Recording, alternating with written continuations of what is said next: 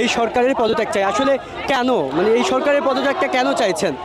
আজকে যে আমরা মিছিলে দাঁড়িয়েছি বা আমরা যে আন্দোলন নিয়ে দাঁড়িয়েছি, এই সরকারের ক্ষমতা সে যেভাবে অপব্যবহার করেছে তার জন্যই আমরা এখানে দাঁড়াতে পেরেছি। কারণ হচ্ছে ক্ষমতা পেলে ক্ষমতা হচ্ছে সুন্দরভাবে সেটা দেখাতে হয়, কিন্তু এইভাবে অপব্যবহার করতে হয় না। আজকে তার পদত্যাগের জন্য আমরা দাঁড়িয়েছি, কারণ যত হত্যাকাণ্ড হয়েছে, যত গণহত্যা হয়েছে, আমাদের ভাই বোনরা মরেছে, সব কিছু তার নির্দেশেই হয়েছে।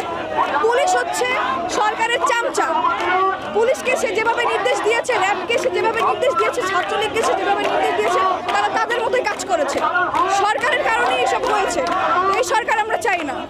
আমি যদি ভয় পেতাম তাহলে এখানে এসে দাঁড়াতাম না। আমি জানি না আমার কি হবে, কারণ আমরা তো এখনো স্বাধীন না। আসলে যদি আমাদের এই সরকার পদত্যাগ করে তাহলেই আমরা আসলে স্বাধীন নাগরিক হতে পারবো।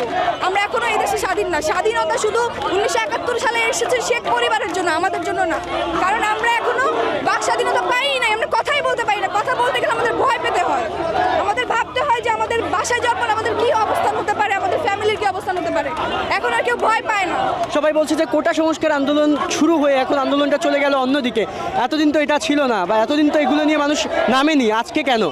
আজকে কেন হবে না? সব স্টুডেন্টরা হচ্ছে একটা ন্যায্য দাবি চেয়েছে।